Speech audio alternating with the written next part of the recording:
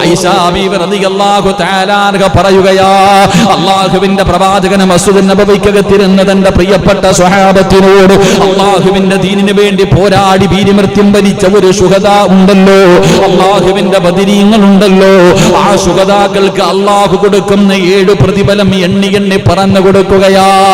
അല്ലാഹുവിന്റെ റസൂൽ അവർക്ക് ലഭിക്കുന്ന പ്രതിഫലത്തെ കുറിച്ച് പറഞ്ഞു കൊടുത്തിട്ട് തന്റെ വീടിന്റെ അകത്തേക്ക് കടന്നു വന്നപ്പോ തന്റെ പ്രിയപ്പെട്ട ഭാര്യ മഹദി ആയിഷ ബീബി റളിയല്ലാഹു തആല അൻഹ ചോദിക്കുകയാണ്, യാ റസൂലല്ലാഹ്, അല്ലാഹുവിന്റെ നബിയേ, ഞങ്ങൾക്ക് യുദ്ധത്തിന് പോകാൻ കഴിയില്ലല്ലോ, ഞങ്ങൾ പെണ്ണുങ്ങളാണല്ലോ, ഞങ്ങൾക്ക് ഷഹീദാകാൻ കഴിയില്ലല്ലോ, അതുകൊണ്ട് നബിയേ ഷഹീദിന്റെ കൂലി കിട്ടുന്ന വല്ല സൽക്കർമ്മമുണ്ടോ നബിയേ?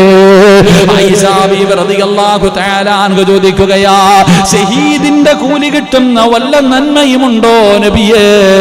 റസൂലുള്ളാഹി പറഞ്ഞു, ആയിഷ, നാളെ ശുഹദാക്കളുടെ കൂടെ ഒരുമിച്ച് കൂടണോ? സയ്യിദു ശുഹദാഇ ഹംസ റളിയല്ലാഹു തആല അൻഹു മുതൽ ഒരുപാട് സ്വഹാബത്ത് ഷഹീദായല്ലോ, ഒരുപാട് ശുഹദാക്കളുണ്ടല്ലോ. ഈ ശുഹദാക്കളുടെ കൂടെ ഹംസ റളിയല്ലാഹു തആല അൻഹു കയ്യും കാലും കരളും വരെ കൊടുത്ത സഹാബിയല്ലേ. പഠിച്ചവരെ, എത്രയോ സ്വഹാബത്തിന്റെ ചരിത്രം പഠിച്ചവരാ. ഈ ശുഹദാക്കളുടെ കൂടെ നാളെ ഒരുമിച്ച് കൂടണോ? അള്ളാന്റെ റസൂൽ തന്റെ പ്രിയപ്പെട്ട ഭാര്യ ആയിഷ ബീബി റളിയല്ലാഹു തആല അൻഹയോട് അവിടെ നിന്ന് പറഞ്ഞു കൊടുത്തു, ആയിഷ, നിങ്ങൾക്ക് ആർക്കെങ്കിലും നാളെ ശുഹദാക്കളുടെ കൂടെ ഒരുമിച്ച് കൂടണോ? ഒന്നാമതായിട്ട് പ്രവാചകൻ പറഞ്ഞു കൊടുത്തു, ഒരു ദിവസം നീ 20 പ്രാവശ്യം രാവിലെ ഉറക്കത്തിൽ നിന്ന് എഴുന്നേറ്റത് മുതൽ പാതിരാത്രി കിടപ്പറയിലേക്ക് പോയി കിടന്നുറങ്ങുന്നതിന് മുമ്പ് 20 പ്രാവശ്യം നീ ചിന്തിക്കണം, അല്ലാഹുവേ, ഞാൻ മരിച്ചു പോകുമല്ലോ അല്ലാ, ഞാനും മരിച്ചു പോകുമല്ലോ അല്ലാ. 20 പ്രാവശ്യം ഓർക്കാ നമ്മളെ കൊണ്ടാരെ കൊണ്ടാ കഴിയുക? 20 പോയിട്ട് ഒരു പ്രാവശ്യമെങ്കിലും ഈ ദുനിയാവിന്റെ തൊടിക്ക് മുകളിലൂടെ ഞാനും നിങ്ങളും നടക്കുന്നല്ലോ. ഒരു വട്ടമെങ്കിലും നീ പള്ളിപ്പറമ്പിലേക്ക് പോകേണ്ടവനാണെന്നുള്ള ഓർമ്മ വന്ന 5 നേരം നിസ്കരിക്കാൻ ഈ പായിപ്പാട് പള്ളി തികയില്ലല്ലോ. ഈ പായിപ്പാടിന്റെ പരിസരത്തുള്ള ചെറുപ്പക്കാര്, ഈ നാട്ടിലെ മുസ്ലിമീങ്ങൾ, അല്ലാഹുവേ, ഞാൻ മരിക്കേണ്ടവനാണെന്നുള്ള ഓർമ്മയുണ്ടായിരുന്നെങ്കിൽ 20 പ്രാവശ്യം ഓർക്കണ്ട, ഒരേ ഒരു പ്രാവശ്യം ആ ഓർമ്മയുണ്ടായിരുന്നെങ്കിൽ മുസമ്മിൽ ഉസ്താദ് തൊണ്ട പൊട്ടികെട്ട് വിളിക്കുന്നു, ഹയ്യ അലൽ സ്വലാഹ്, ഹയ്യ അലൽ ഫലാഹ്, വിജയത്തിലേക്ക് വാ. ഇത് വിളിക്കുന്നത് അള്ളയല്ലേ, ഇത് വിളിക്കുന്നത് പടച്ച റബ്ബല്ലേ. ആ വിളിക്ക് ഈ പള്ളി തികയുമായിരുന്നോ സഹോദരാ? പടച്ച റബ്ബേ, വിഷമങ്ങൾ തോന്നാറുണ്ട് എന്റെ പ്രിയപ്പെട്ടവരെ. നമസ്കാരങ്ങൾ നടക്കുമ്പോ കയ്യിലെണ്ണാവുന്നവര് മാത്രം ഇന്ന് അസർ നമസ്കാരത്തിന്റെ സമയമെത്തിയപ്പോ അത്ഭുതമായി പോയി പടച്ചവര്. ബാങ്ക് വിളിച്ചിട്ട് ഇഖാമത്ത് കൊടുക്കാൻ ഒരാളെ കാത്തു നിൽക്കുകയാ. അല്ലാഹു നമുക്ക് ഈമാൻ തരുമാറാകട്ടെ. ഇഷ്ടപ്പെടൂല, അല്ലാഹു ഈമാൻ തരുമാറാകട്ടെ. എടാ, ഒരു ദിവസം 20 പ്രാവശ്യം അല്ലാഹുവേ ഞാൻ മരിച്ചു പോകുമെന്ന് ചിന്തിക്കുന്നവന് നാളെ ഷഹീദിന്റെ കൂലി ശുഹദാക്കളുടെ കൂടെ ഒരുമിച്ച് കൂടും. 20 വേണ്ടായിരുന്നു, ഒരു വട്ടം ഓർമ്മയുണ്ടെങ്കിൽ ഈ ഗതി വരുവോ? നിങ്ങളാരെയും കുറ്റപ്പെടുത്തിയതല്ല, നിങ്ങളാരും നിസ്കരിക്കാത്തവരെന്നല്ല. ഞാൻ ഇന്ന് നോക്കുമ്പോ ഇവിടെ ഈ മെഷീൻ ഇട്ടത് കാരണം ബാങ്ക് കൊടുത്തത് കേട്ടില്ല. കഥക തുറന്നപ്പോൾ മുസമ്മിലിസ്ത കറങ്ങ ഇഖാമത്ത് കൊടുക്കാൻ ആളില്ല. ഞാൻ ആരായി പോയില്ലോ. അതിപ്പോഴങ്ങാണ്ടൊരു പാവപ്പെട്ടൻ കയറി വന്നു. അതുകൊണ്ടാ അല്ലാഹു അഅലം. നിങ്ങൾ ചിന്തിക്ക്, മരിക്കേണ്ടവനാണെന്നുള്ള ഓർമ്മയുണ്ടായിരുന്നെങ്കിൽ കേരളത്തിലെ പള്ളിക്കകത്ത് ഇല്ല. ഇങ്ങനെ നടക്ക്. ഒരു ദിവസം ഇതിനകത്ത് നിന്നെ കൊണ്ടുപോക്കും. അന്നറിയാം. അല്ലാഹു കാത്തിരക്ഷിക്കുമാറാകട്ടെ. കൊണ്ടുപോക്കുമല്ലോ പടച്ചവൻ ഒരു ദിവസം. എത്ര കോടി നടക്കുന്നവനാണെങ്കിലും എത്ര സമയമില്ല അല്ലേ? പള്ളിക്കകത്ത് കയറി നിസ്കരിക്കാൻ സമയമില്ല, ഒന്നിനും സമയമില്ല. തിരക്കിക്കോ. അത് അല്ലാഹു നിനക്ക് തന്നിരിക്കുന്ന ശിക്ഷയാ. നിന്റെ ജോലി പള്ളിപ്പറമ്പിൽ പോകുന്നവരെ തീരൂല. നിന്റെ തിരക്ക് ഒരു കാലത്തും തീരൂല. ആ തിരക്ക് നിനക്ക് അല്ലാഹു തന്നിരിക്കുന്ന പണിഷ്മെന്റാ. ഈ മിസിയം കറങ്ങുന്നത് പോലെ നിന്റെ ആയുസല്ല കറക്കും. ഒരിക്കലും നിന്റെ ഈ ജോലി തീരൂല. ഒരിക്കലും തീരാത്ത ജോലി, ഒരിക്കലും തീരാത്ത ജോലി. എന്റെ പ്രിയപ്പെട്ട സഹോദരങ്ങളെ, ഒന്ന് ചിന്തിച്ചു നോക്ക്, നമ്മൾ എവിടെ എത്തിയെന്ന്, നമ്മൾ എവിടെ പോയി, നമ്മൾ എവിടെ നമ്മുടെ അവസ്ഥയെ കുറിച്ച് ഓർക്കുന്നില്ല. പള്ളിപ്പറമ്പിലെ ഖബറിന്റെ അകത്ത് കടയും തുറന്നിട്ടിരിക്ക, കച്ചവടക്കാരെല്ലാം അല്ലാഹുവേ നിസ്കരിക്കാൻ പോയാ. എടാ പഹയ, ചിന്തിക്കടാ. നീ അള്ളാന്റെ ഖുർആൻ എടുത്ത് വായിച്ചു നോക്കാത്തതെന്തേ? നീ കിടന്ന് പള്ളിക്കകത്ത് കയറാതെ ഈ കിടന്ന് പരക്കം പായുന്നല്ലോ. നിസ്കാരം പള്ളിയുടെ മുന്നിൽ പോയാലും കേറുന്നില്ലല്ലോ നിസ്കരിക്കാൻ. എന്താ ചിന്തിക്കുന്നത്? അല്ലാഹുവേ, ഞാൻ പോയി കഴിഞ്ഞാൽ അല്ലാ എന്റെ ജോലി പോയി, എന്റെ ശമ്പളം പോയി, എന്റെ പൈസ പോയി, എന്റെ ഭാര്യക്കാര് ചെറുവിന് കൊടുക്കും, എന്റെ മക്കൾക്കടാ അല്ല കൊടുക്കൂടാ. എന്റെ പൊന്നാര സഹോദരങ്ങളോട് പറയുന്ന അല്ല കൊടുക്കും. അല്ലയല്ലേ പറഞ്ഞത് കൊടുക്കാന്ന്? അല്ലയാണ് പറയുന്നത്. സൂറത്തു ത്വാഹ, അല്ലാഹുവിന്റെ പരിശുദ്ധമായ ഖുർആൻ, അല്ലാഹുവിന്റെ പരിശുദ്ധമായ ഖുർആൻ പറയുന്നു. അവിടുന്ന് പരിശുദ്ധമായ ഖുർആൻ സൂറത്തു ത്വാഹയിലൂടെ അല്ലാഹു പറയുകയാ, 5 നേരം നമസ്കരിക്കുന്ന മനുഷ്യനുണ്ടല്ലോ, അവന് ഞാനാണ് പ്രതിഫലം കൊടുക്കുന്നത്. അവിടുന്ന് പറയുകയാണ്, 5 നേരം ആരാണോ നമസ്കരിക്കുന്നത്, തന്റെ കുടുംബക്കാരെ കൊണ്ട് നമസ്കരിപ്പിക്കുന്നത്, ആ നമസ്കരിക്കുന്നവന് അല്ലാഹു കൊടുക്കാമെന്ന് പറഞ്ഞ 1ാമത്തെ പ്രതിഫലം അല്ലാഹുവിന്റെ വിശുദ്ധമായ ഖുർആൻ പറയുന്നു. അല്ലാഹുവിന്റെ പരിശുദ്ധമായ ഖുർആൻ അവിടുന്ന് പറയുകയാ, അതാ നമസ്കരിക്കുന്ന മനുഷ്യനുണ്ടല്ലോ, ആ നമസ്കരിക്കുന്ന മനുഷ്യന് മരിക്കുന്ന കാലം വരെ ഞാൻ ഭക്ഷണം കൊടുക്കുമെന്ന് അല്ലാഹുവിന്റെ വിശുദ്ധ ഖുർആൻ. 1ാമത്തെ പ്രതിഫലം അല്ല പറയുകയാ, 5 നേരം ആരാണോ നമസ്കരിക്കുന്നത്, ആ നമസ്കരിക്കുന്നവന് ഞാൻ തരും ഭക്ഷണം മരിക്കുന്ന കാലം വരെ. അവിടെ നിന്ന് പരിശുദ്ധമായ ഖുർആൻ ഓർമ്മപ്പെടുത്തുന്നു. സൂറത്തു ത്വാഹ അവിടെ നിന്ന് പറഞ്ഞു തരുന്നു, നിനക്ക് മരിക്കുന്ന കാലം വരെ ഞാൻ തരും ഭക്ഷണം, നീ പേടിക്കണ്ട. എന്നിട്ട് അല്ല പറയാ, നമ്മൾ അല്ലാഹ്ക്ക് അറിയാം, നമ്മൾ ഉടനെ മുടന്ത ന്യായം ചോദിക്കുമെന്ന് അല്ലാഹ്ക്ക് അറിയാം. അതുകൊണ്ട് അല്ല പറയുകയാ, എടാ നീയല്ല ഭക്ഷണം ഉണ്ടാക്കുന്നവൻ, റാസിക്ക് നീയല്ല, ഞാനാ. അല്ല പറയുന്നു, റിസ്ക് തരുന്നവൻ ഞാനാ, നീയല്ല. നിനക്ക് റിസ്ക് തരുന്നവൻ ഞാനാ, ഞാൻ തരും നിനക്ക്. നീ ഈ നിസ്കരിക്കാത്തത് ഈ പൈസയുടെ പേരിൽ, ഈ ഭക്ഷണത്തിന്റെ പേരിലാണെങ്കിൽ അതല്ല മോനെ, ഞാൻ തരാം മരിക്കുന്ന കാലം വരെ നിനക്ക് തിന്നാനുള്ള ഭക്ഷണം. നീ പള്ളിക്കകത്ത് കയറി നിസ്കരിക്ക്. അല്ലാഹു ഭാഗ്യം തരുമാറാകട്ടെ, അല്ലാഹ് ഭാഗ്യം തരുമാറാകട്ടെ.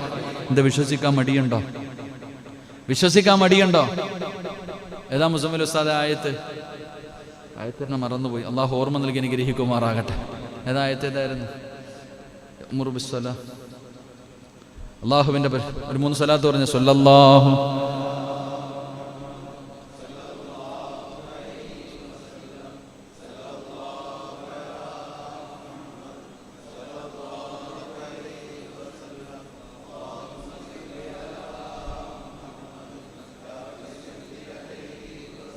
ലാ നസ്അലുക റിസ്ഖ നഹ്നു നർസുക വല്ലഹദാദിയങ്ങ.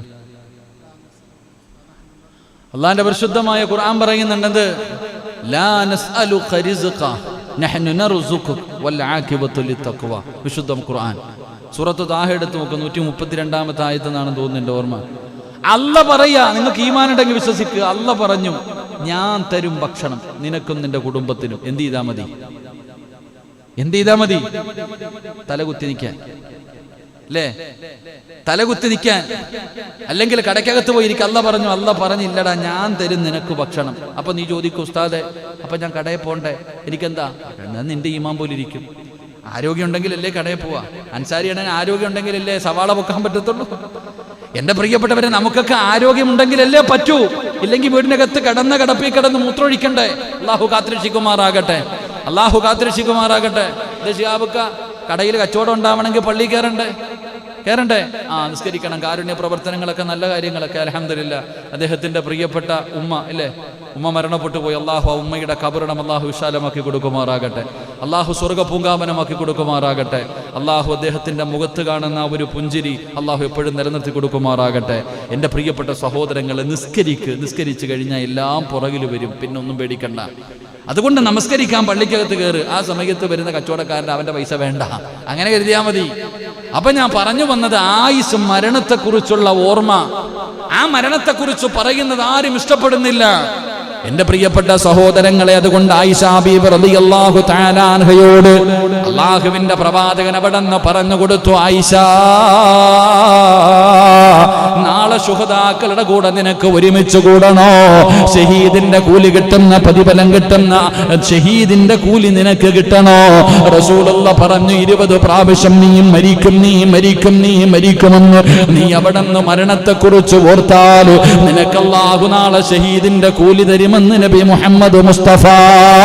അതുകൊണ്ടാണ് മഹാനായ സയ്യിദുനാ ഉസ്മാൻ ഇബ്നു അഫ്ഫാൻ റളിയല്ലാഹു തആല അൻഹു തന്റെ തുച്ഛമായ ശമ്പളത്തിൽ നിന്ന് ഒരു വിഹിതമെടുത്തു മാറ്റിവെച്ച ഒരാളെ കൂലിക്ക് നിർത്തിയിരിക്കുകയാ.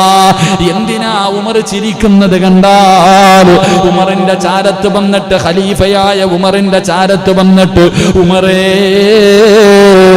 നീ മരിച്ചു പോകും ഉമറേ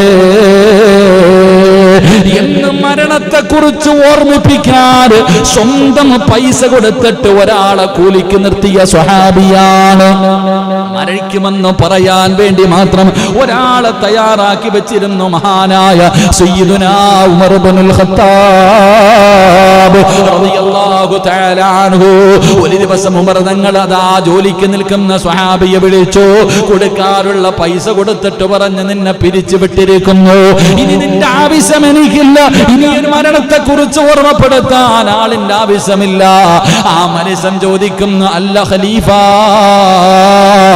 എന്തിനാ എന്നെ പിരിച്ചുവിടുന്നത്?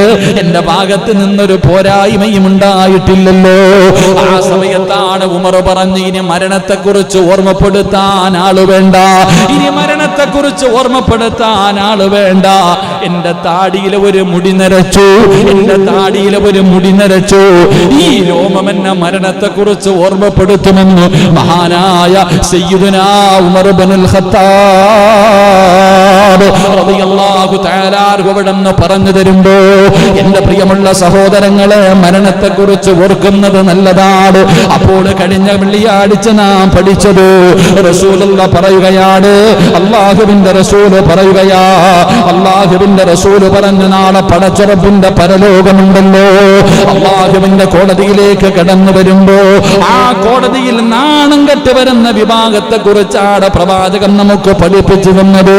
അവര് നാളെ പടച്ചറബിന്റെ പരലോകത്തിലെ വൃത്തികെട്ടവരാണ്, അല്ലാഹുവിന്റെ കോടതിയിലെ ഏറ്റവും മോശമായവരാണ്. അവര് അല്ലാഹുവേ നാണം കെട്ട് നിന്നരായി നിസാരന്മാരായി നാളെ പടച്ചറബിന്റെ കോടതിയിലേക്ക് കടന്നു വരുന്ന ഒന്നാമത്തെ വിഭാഗം ആരെന്നറിയോ? ഈ ദുനിയാവിൽ കിടന്ന് അഹങ്കരിച്ചവരുണ്ടല്ലോ, അല്ലാഹുവേ അഹങ്കാരികൾ നാളെ പടച്ചറബിന്റെ കോടതിയിലേക്ക് കടന്നു വരുന്നത് ഉറുമ്പിന്റെ രൂപത്തിലാണ്. ചെറിയ ചോനലുരുമ്പുണ്ടല്ലോ, ചെറിയ ചെറിയ ഉറുമ്പുണ്ടല്ലോ, ആ ഉറുമ്പിന്റെ കോലത്തില് മനുഷ്യന്റെ രൂപമാണ്. അവൻ ഏറ്റവും ചെറിയവനാണ്. ഇവൻ നാളെ പരലോകത്ത് നിന്യനായി, നിസാരനായി, വൃത്തികെട്ടവനായി, ഏറ്റവും മോശക്കാരനായി നാളെ അല്ലാഹു അവനെ പരലോകത്ത് കൊണ്ടുവരുമെന്ന് നബി മുഹമ്മദ് മുസ്തഫ സല്ലല്ലാഹു അലൈഹി വസല്ലമ തങ്ങൾ പഠിപ്പിക്കുമ്പോൾ രണ്ടാമത്തെ വിഭാഗം ആരാ? റസൂലുള്ളാഹി തങ്ങൾ പറയുന്ന സ്വഹാബാ, രണ്ട് മുഖമുള്ളവരുണ്ടല്ലോ, രണ്ട് മുഖമുള്ളവരുണ്ടല്ലോ. അത് മുനാഫിക്കിന്റെ സ്വഭാവമാണല്ലോ. കൂട്ടത്തിൽ കൂടുമ്പോൾ എല്ലാ കാര്യങ്ങൾക്ക് കൂടെ കാണും, മാറിക്കഴിഞ്ഞ കുളം കലക്കുന്നവനുണ്ടല്ലോ, അവൻ നാളെ പടച്ചറബിന്റെ പരലോകത്തിലെ വൃത്തികെട്ടവനാ. അവനെ കണ്ടാ തന്നെ തിരിച്ചറിയാ, അവനെ കണ്ടാ തന്നെ തിരിച്ചറിയാ അവൻ മോശക്കാരുടെ കൂട്ടത്തിലാണെന്ന് നബി മുഹമ്മദ് മുസ്തഫ സല്ലല്ലാഹു അലൈഹി വസല്ലമ തങ്ങൾ പറയുമ്പോൾ മൂന്നാമത്തെ വിഭാഗം ആരെന്നറിയുമോ? അല്ലാഹു ഒരു ഉത്തരവാദിത്വം കൊടുത്തു, അല്ലാഹു ഒരു അധികാരം കൊടുത്തു. ആ കൊടുത്ത അധികാരത്തിൽ വീഴ്ച വരുത്തുന്നവരുണ്ടല്ലോ. അല്ലാഹു എന്തെങ്കിലും ഒരു അധികാരം കൊടുത്തു, അത് പള്ളിയുടെ പ്രസിഡന്റ് ആകട്ടെ, സെക്രട്ടറി ആകട്ടെ, ഖത്തീബാകട്ടെ, നിങ്ങൾ ഓരോരുത്തരും വീടിന്റെ ഭരണാധികാരികളാണ്.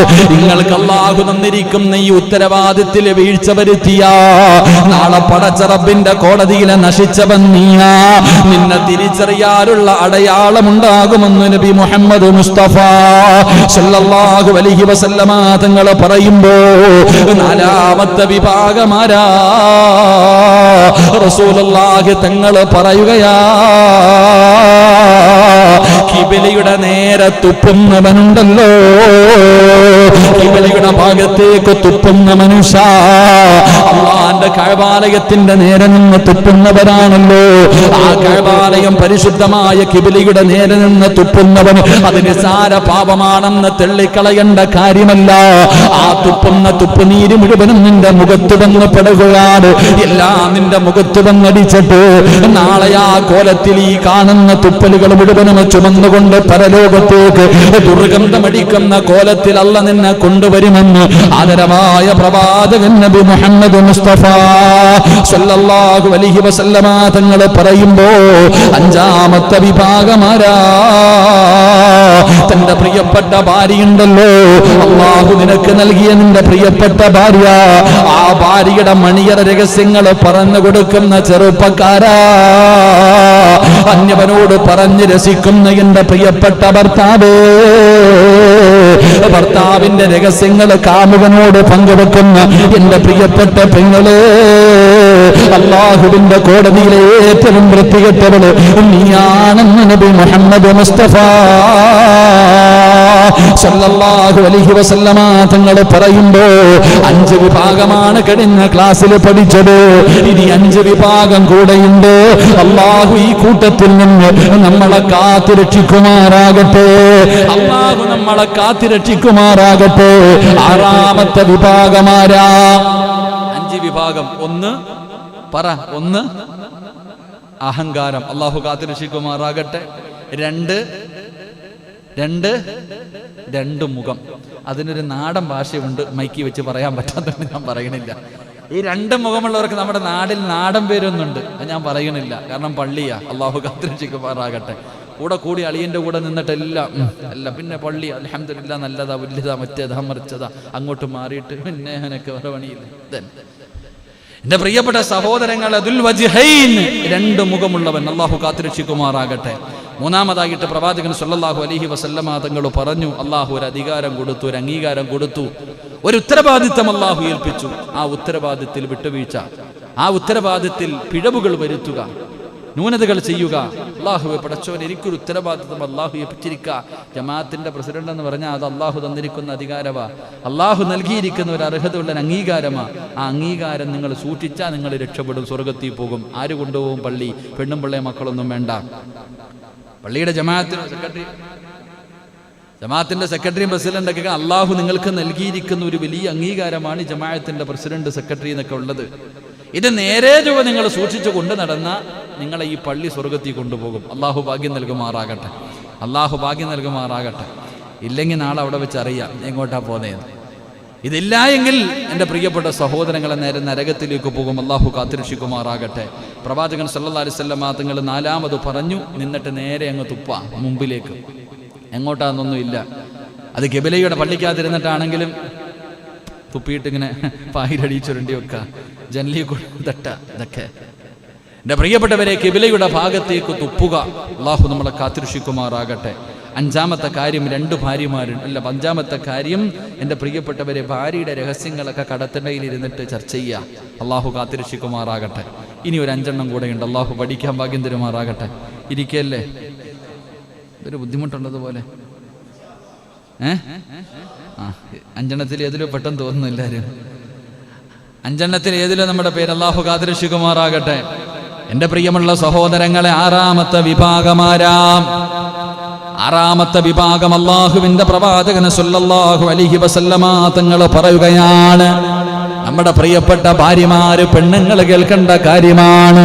നമ്മുടെ പ്രിയപ്പെട്ട ഭാര്യമാർക്ക്, നമ്മുടെ പെൺമക്കൾക്ക് നമ്മൾ പറഞ്ഞു കൊടുക്കേണ്ട കാര്യമാ. റസൂലുള്ളാഹി തങ്ങൾ പറയുകയാ, അല്ലാഹുവിന്റെ പ്രവാചകൻ അവിടെന്ന് പറയുകയായിരുന്നു, മുത്തുനബി അവിടെന്ന് പറഞ്ഞു, തന്റെ സമുദായമുണ്ടല്ലോ, ജാഹിലിയ കാലഘട്ടത്തിലെ 4 ചടങ്ങുകളെ കുറിച്ച് അല്ലാഹുവിന്റെ പ്രവാചകൻ അവിടെന്ന് പറയുകയാണ്. റസൂലുള്ളാഹി തങ്ങൾ പറഞ്ഞു, എന്റെ പ്രിയപ്പെട്ടവരെ, നാളെ പടച്ചറപ്പിന്റെ പരലോകത്തിൽ ഏറ്റവും നശിച്ച 6ാമത്തെ വിഭാഗം ആരെന്നറിയുമോ? റസൂലുള്ളാഹി തങ്ങൾ പറയുന്നു, സ്വഹാബാ, മരണ വീട്ടിൽ കിടന്ന് അട്ടഹസിച്ച് കരയുന്നവരാണെന്ന് ആദരവായ പ്രവാചകൻ നബി മുഹമ്മദ് മുസ്തഫ സല്ലല്ലാഹു അലൈഹി വസല്ലമ തങ്ങൾ പറയുകയാണ്, മരണ വീട്ടിൽ കടന്ന് വിളിച്ചു കൂവുന്നവരുണ്ടല്ലോ, അട്ടഹസിച്ച് കരയുന്നവരുണ്ടല്ലോ, പടച്ചവനെ കരയണ്ട എന്ന് പറയുന്നില്ല, കരയണ്ട എന്ന് പറയുന്നില്ല. ആരായാലും കരഞ്ഞു പോകുമല്ലോ. ലോകത്തിന്റെ നേതാവ് തന്റെ പ്രിയപ്പെട്ട പൊന്നാരമകൻ ഇബ്രാഹിം എന്ന പൊന്നുമോനുണ്ടല്ലോ, ആ പൊന്നാരമകന്റെ മയ്യത്ത് കൊണ്ട് ഖബറിലിറക്കി വെച്ചപ്പോ റസൂലുള്ള കരഞ്ഞല്ലോ. അല്ലാഹുവിന്റെ പ്രവാചകന്റെ കൺതടം നിറഞ്ഞു പോയെന്ന് ചരിത്രം പറയുമ്പോ സ്വന്തം മക്കള് മരിച്ചാ കരയാത്ത ഏത് വാപ്പയാവുള്ളത്? ചിന്തിക്കാൻ പോലും കഴിയുന്നില്ലല്ലോ. നമ്മളെ 9.5 മാസക്കാലം ഗർഭം ചുമന്ന് മരണവേദനയുടെ വേദനയും നൊന്ത് പ്രസവിച്ച പ്രിയപ്പെട്ട ഉമ്മ, അല്ലാഹുവേ നമുക്കൊന്നും ഒന്ന് ഓർക്കാൻ പോലും കഴിയുന്നില്ലല്ലോ. പടച്ചവനെ, ഇപ്പമ്മയുടെ മരണത്തെ കുറിച്ച് പറഞ്ഞാൽ, ഉമ്മയുടെ മരണത്തെ കുറിച്ച് പറഞ്ഞാൽ, 10 കൊല്ലം മുമ്പ് 15 കൊല്ലം മുമ്പ് മരണപ്പെട്ടു പോയ ഉമ്മാനെ കുറിച്ച് പറഞ്ഞാൽ ഇപ്പോഴും കണ്ണ് നിറയുന്ന ചില മക്കളുണ്ട്. അല്ലാഹുവേ, വാപ്പ മരണപ്പെട്ട കരയാത്തതാരാവുള്ളത്? എന്റെ പ്രിയപ്പെട്ടവരെ, വീട്ടിൽ ആരെങ്കിലും മരണപ്പെട്ടാൽ കരയുന്നവരെ കുറിച്ചല്ല പറഞ്ഞത്, കരയുന്നവരെ കുറിച്ചല്ല പറയുന്നത്. പിന്നെ ആരെന്നറിയുമോ? ഈ മുടിയെല്ലാം മടിച്ചിട്ട് ഔറത്ത് പോലും തുറന്നു കിടന്നിട്ട് നെഞ്ചത്തടിച്ചു വിളിച്ചു പോകുന്ന പെണ്ണേ, നിന്നെ കുറിച്ചാ റസൂലുള്ള പറഞ്ഞത്. നാളെ പടച്ച റബ്ബിന്റെ പരലോകത്തില് നിന്നിരായി പോകുന്ന 6ാമത്തെ വിഭാഗം അവരാണെന്ന് നബി മുഹമ്മദ് മുസ്തഫ സല്ലല്ലാഹു അലൈഹി വസല്ലമ തങ്ങൾ പറയുകയാ, എന്റെ പ്രിയപ്പെട്ടവരെ, ജാഹിലിയ കാലഘട്ടത്തിലെ 4 സ്വഭാവങ്ങളെ കുറിച്ച് പ്രവാചകൻ പറയുകയാണ്. അവർക്കുണ്ടായിരുന്ന 4 സ്വഭാവമുണ്ട്. ഒന്ന്, അൽ ഫഖ്റു ഫിൽ ഇഹ്സാൻ, കുലമഹിമ പറയുന്ന ഒരു ഗുണം ജാഹിലിയ കാലഘട്ടത്തിലെ ജനങ്ങൾക്കുണ്ടായിരുന്നു. റസൂലുള്ളാഹി തങ്ങൾ പറയുക, തന്റെ സമുദായത്തിന്റെ ജാഹിലിയ കാലഘട്ടത്തിലെ ജനങ്ങൾക്ക് 4 ഗുണങ്ങൾ, 4 കാര്യങ്ങൾ അവർ പറയുമായിരുന്നു. ഒന്നാമത്തെ കാര്യം കുലമഹിമയെ കുറിച്ച്. അങ്ങനെയാണല്ലോ, അങ്ങനെ അങ്ങോട്ട് തലമുറകളെ കുറിച്ചൊക്കെ ഇങ്ങനെ ഇരുന്നിട്ട് ഇങ്ങനെ പറയുക. രണ്ടാമതായിട്ട് അവിടുന്ന് പ്രവാചകൻ സല്ലല്ലാഹു അലൈഹി വസല്ലമ തങ്ങൾ പറഞ്ഞു, തറവാടിത്തത്തെ കുറിച്ച് എടുത്തെടുത്ത് പറയുക. അങ്ങനെ ഏത് തറവാട്ടുകാരാ ഇങ്ങനെ മഹിമ പറയുക. മൂന്നാമതായിട്ട് പ്രവാചകൻ സല്ലല്ലാഹു അലൈഹി വസല്ലമ തങ്ങൾ പറഞ്ഞു, ഈ നക്ഷത്രങ്ങളൊക്കെ നോക്കിയിട്ട് മഴയുടെ കാര്യങ്ങൾ അതിനെക്കുറിച്ച് പറയുന്നൊരു ഗുണം. നാലാമതായിട്ട് അവിടെ നിന്ന് പഠിപ്പിച്ചു കൊടുത്തു, മരണ വീട്ടിൽ കിടന്ന് അട്ടഹസിച്ച് കരയാൻ. അങ്ങനെ കരയാൻ വേണ്ടി ആൾക്കാർ നിർത്തും. തമിഴ്നാട്ടിലൊക്കെ അങ്ങനെ ഉണ്ടെന്ന് പറയുന്ന കേട്ടിട്ടുണ്ട്. ഒരു വീട്ടിൽ ആരെങ്കിലും മരണപ്പെട്ട് കഴിഞ്ഞാൽ ഒരു വണ്ടി ആള് വരും. എന്തിന് പറ? കരയാൻ. കാരണം ആരെങ്കിലൊക്കെ കരയാൻ വേണ്ടേ? ആരെങ്കിലൊക്കെ കരയണമെങ്കിലല്ലേ അതൊരു മരണവീടാകൂ. ആ കരച്ചലെന്ന് പറഞ്ഞ പടച്ചോനെ, സത്യത്തിൽ കരച്ചൽ എന്ന് പറഞ്ഞാൽ ഒരുപാട് സങ്കടം വന്നാൽ നമുക്ക് കടന്ന് വിളിച്ചു പോകാൻ പറ്റൂല. ഒരുപാട് സങ്കടം വന്നു കഴിഞ്ഞാൽ വിളിച്ചു പോകാൻ പറ്റൂല. നമ്മൾ നിശബ്ദരായിരുന്നു പോകും. ഇങ്ങനെ അതാണല്ലോ നബി സല്ലല്ലാഹു അലൈഹി വസല്ലമ തങ്ങളുടെ വഫാത്ത് കേട്ടപ്പോൾ ഉസ്മാന് തങ്ങൾ വീണുപോയി. അലിയാർ തങ്ങൾ സംസാരിക്കണില്ല. സഹാബത്തൊക്കെ ഇങ്ങനെ ഇരിക്കാം. അവർക്കൊന്നും അങ്ങോട്ട് ഉൾക്കൊള്ളാൻ പറ്റാതെ, ശബ്ദം പോലും വരാതെ, വെറുതെ കണ്ണീന്ന് ഇങ്ങനെ വെള്ളം മാത്രം വരുന്നുണ്ട്. ഒരുപാട് സങ്കടം വന്നു കഴിഞ്ഞാൽ പടച്ചോൻ നമുക്ക് ഒരിക്കലും വിളിച്ചു പോകാൻ പറ്റൂല. നമ്മൾ എന്ത് ചെയ്യും?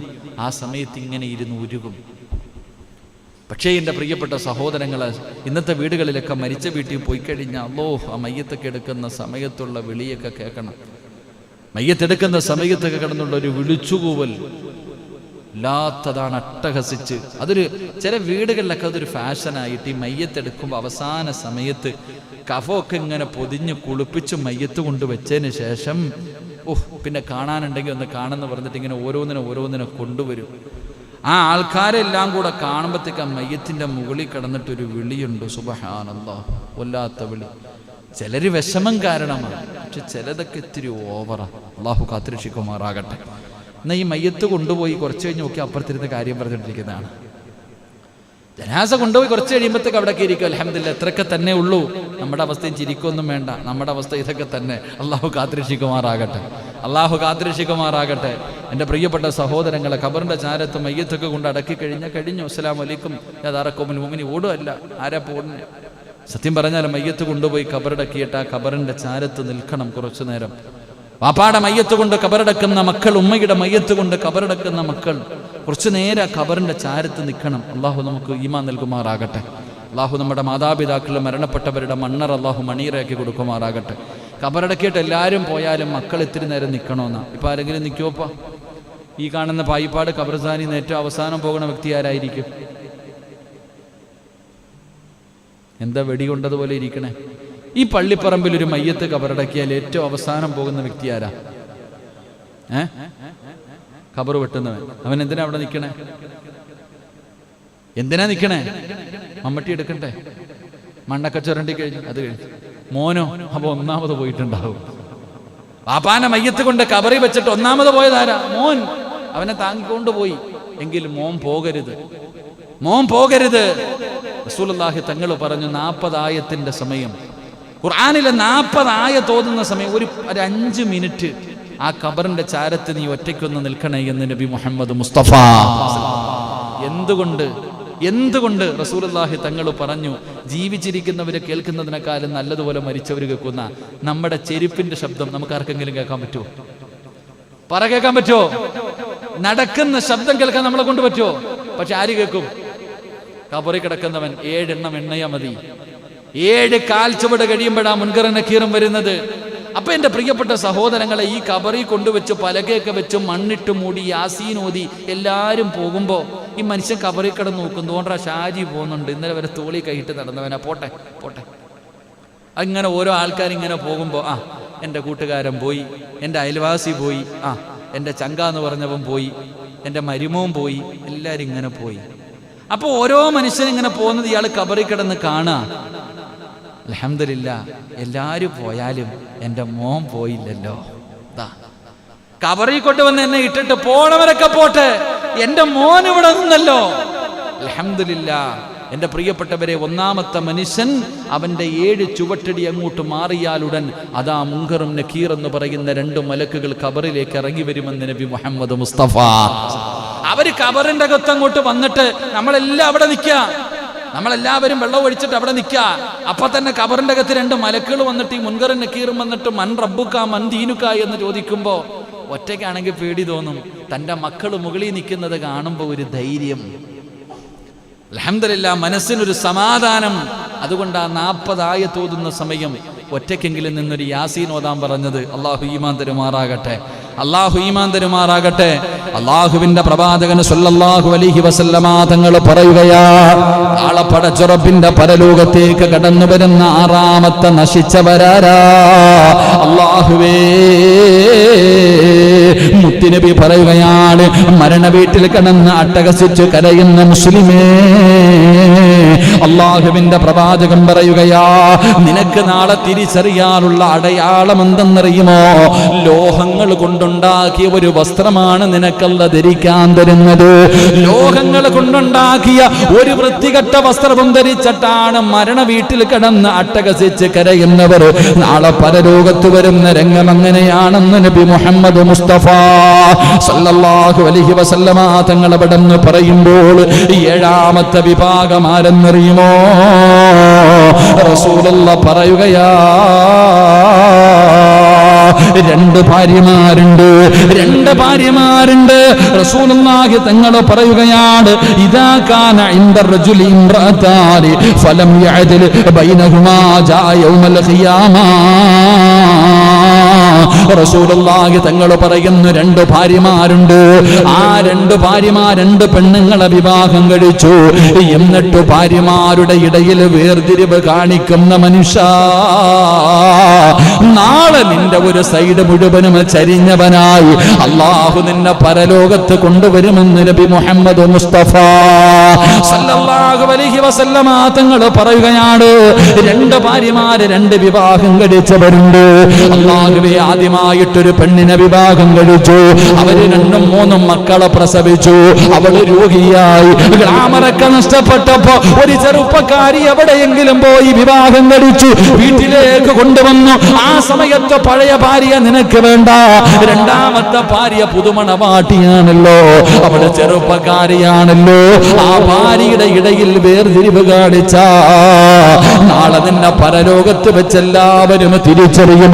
നീ അവിടെ നിന്നിനാകുമെന്ന് നബി മുഹമ്മദ് മുസ്തഫ സല്ലല്ലാഹു അലൈഹി വസല്ലം. അല്ലാഹു ഈമാൻ തരുമാറാകട്ടെ. 2 വിവാഹം കഴിച്ചു, 2 അല്ല 4 വരെ കഴിക്കാം അല്ലേ? കഴിച്ചൂടെ? എന്താ ഒരു പണക്കമുള്ളത് പോലെ 4 വിവാഹം കഴിക്കാം. 4 മാർക്ക് വേണമെങ്കിലും 4 വിവാഹം കഴിക്കാം. പക്ഷേ ആ 4നെയും ഒന്നുപോലെ കൊണ്ടു നടക്കാൻ നീ പഠിക്കണം. ഭാര്യമാരുടെ ഇടയിൽ വേർതിരിവ്. മഹാനായ നബി മുഹമ്മദ് മുസ്തഫ സല്ലല്ലാഹു അലൈഹി വസല്ലമ തങ്ങൾ അസർ കഴിഞ്ഞാൽ എല്ലാ വീട്ടിലും പോകും. എല്ലാ ഭാര്യമാരുടെ വീട്ടിലും സിയാറത്ത്. എല്ലാ ഭാര്യമാരുടെ വീട്ടിലും പ്രവാചകൻ സല്ലല്ലാഹു അലൈഹി വസല്ലമ തങ്ങൾ പോകും. ഓരോ ദിവസം ഓരോ ഭാര്യമാരുടെ വീട്ടിൽ പ്രവാചകൻ അവർക്ക് അങ്ങനെ ഓരോ ദിവസം ഇന്ന ദിവസം ആയിഷ, ഓരോ പ്രവാചകന്റെ ഓരോ ഭാര്യമാർക്കും അങ്ങനെ ഓരോ ദിവസമുണ്ട്. പ്രവാചകൻ അവിടെ പോകും. എല്ലാവരോടും തുല്യമായിട്ട് വേർതിരിവൊന്നും കാണിക്കില്ല. അങ്ങനെ വേർതിരിവ് കാണിക്കുന്നവർ എൻ്റെ പ്രിയപ്പെട്ട സഹോദരങ്ങളെ, ഒന്ന് അവിടെ കെട്ടും, ഒന്ന് ഇവിടെ കെട്ടും, കെട്ടി നടക്കുക, തിരിഞ്ഞുപോലും നോക്കില്ല. എവിടെയെങ്കിലൊക്കെ പോയി 1-2 മക്കളുണ്ടാക്കി കൊടുക്കുക, എന്നിട്ട് മുങ്ങി നടക്കുക. അതൊരു സ്വഭാവം. പെണ്ണുങ്ങളുടെ സ്വർണവും പൈസ അടച്ചുകൊണ്ട് പോവാ. ഇങ്ങനെ ഇവനൊക്കെ എന്താകും ആലോചിക്കുക. അല്ലാഹുവേ, എത്രയോ സഹോദരിമാര് കരയുന്നുണ്ട്. കെട്ടിയിട്ടു പോയി ഉസ്താദെ, വർഷങ്ങളായി, എവിടാണെന്ന് പോലും അറിയില്ല. കിടന്ന് വാടക വീട്ടിൽ കിടന്ന് നരകിക്കുന്നവരുണ്ട്. അല്ലാഹുവർക്കൊക്കെ സമാധാനം നൽകുമാറാകട്ടെ. വലിയ വിഷമം. ഒരു സഹോദരി, ഉസ്താദ്, ഞാൻ എൻ്റെ ഭർത്താവിന് എന്തൊക്കെയോ എൻ്റെ വീട്ടുകാർ മുഴുവനും തലാക്ക് ഒഴിവാക്കാൻ പറഞ്ഞിട്ടും ഞാൻ എൻ്റെ ഭർത്താവ് എന്നെങ്കിലും ഒന്ന് നന്നാകുമെന്ന് പറഞ്ഞ് എൻ്റെ ആയുസ് മുഴുവനും എൻ്റെ ഭർത്താവിന് വേണ്ടി മാറ്റിവെച്ചു.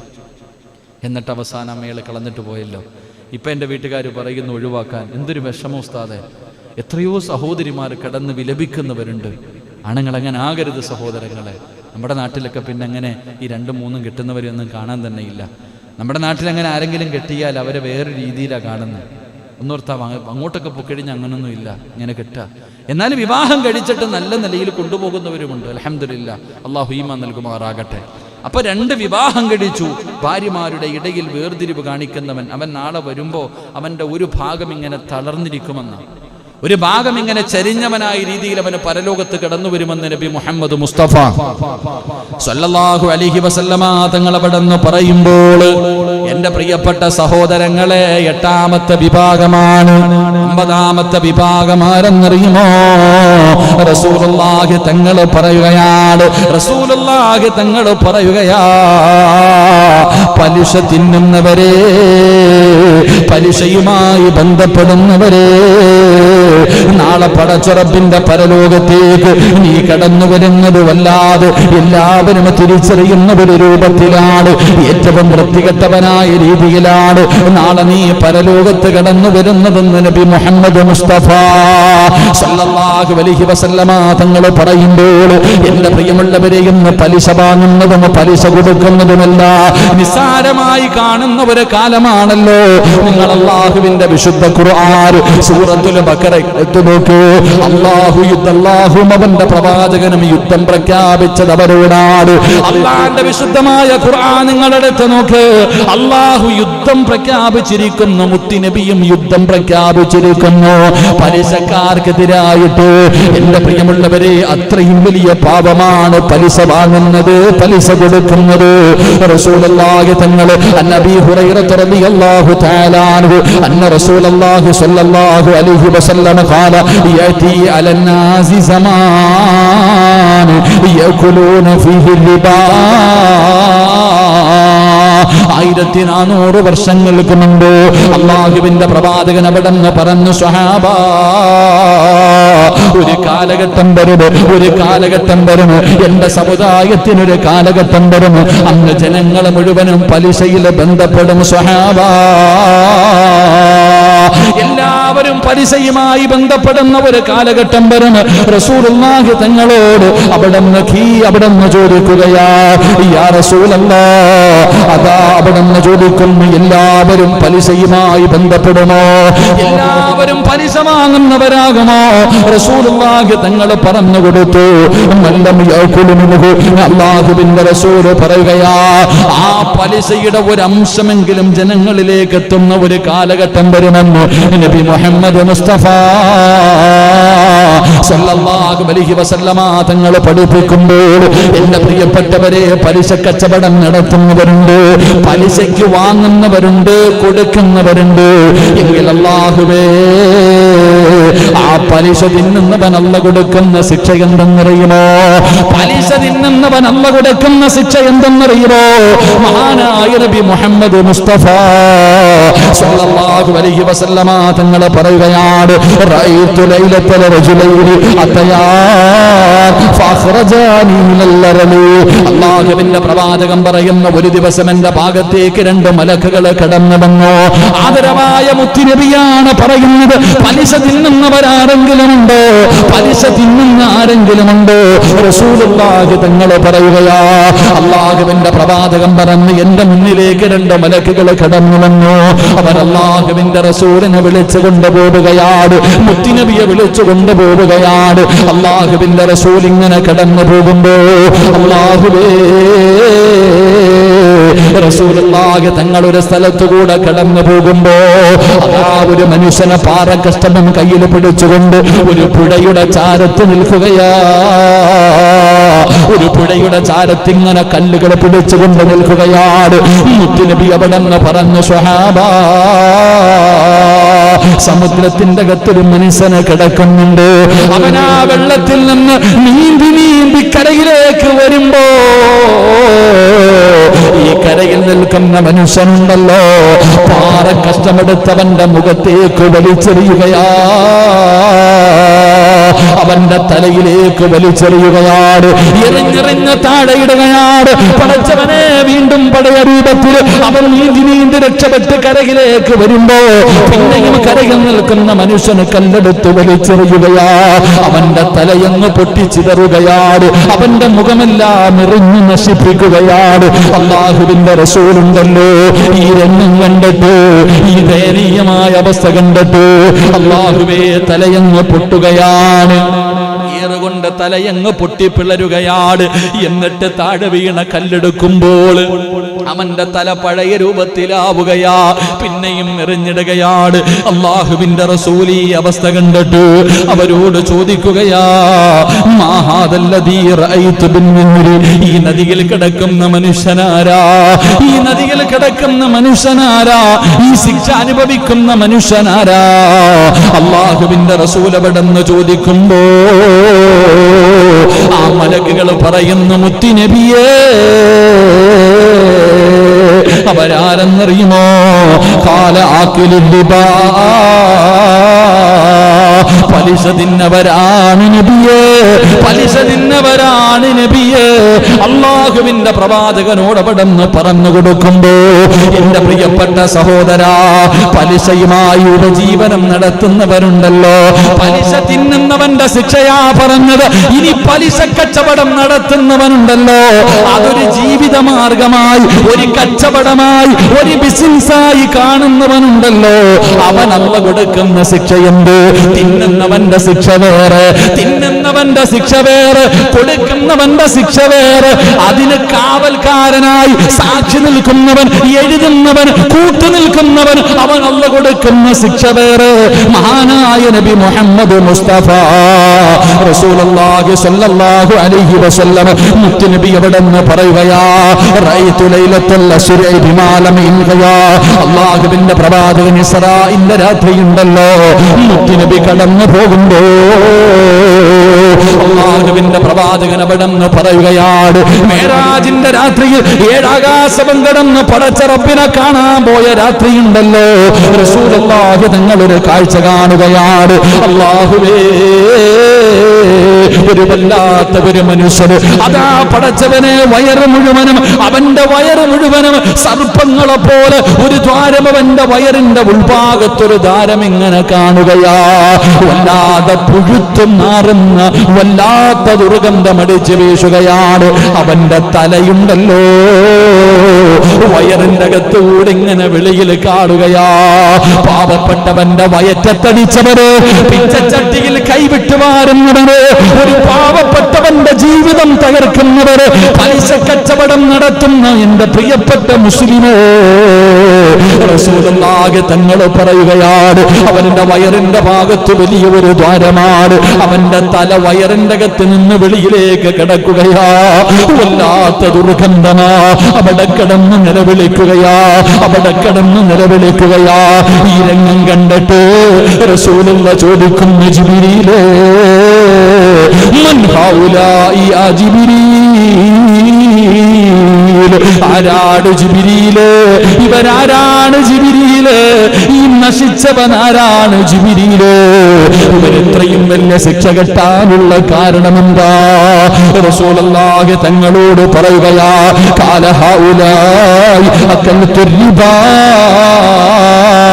അത് പലിശ വാങ്ങിയവനാണ് നബിയേ, അത് പലിശ കച്ചവടം നടത്തിയവനാണ്. അവൻ അല്ലാഹു കൊടുക്കുന്ന ശിക്ഷ ഇതാണെന്ന് ആദരവായ പ്രവാചകൻ നബി മുഹമ്മദ് മുസ്തഫ, ആദരവായ പ്രവാചകൻ നബി മുഹമ്മദ് മുസ്തഫ സല്ലല്ലാഹു അലൈഹി വസല്ലം. അല്ലാഹു നമ്മളെ കാത്തിരക്ഷിക്കുമാറാകട്ടെ.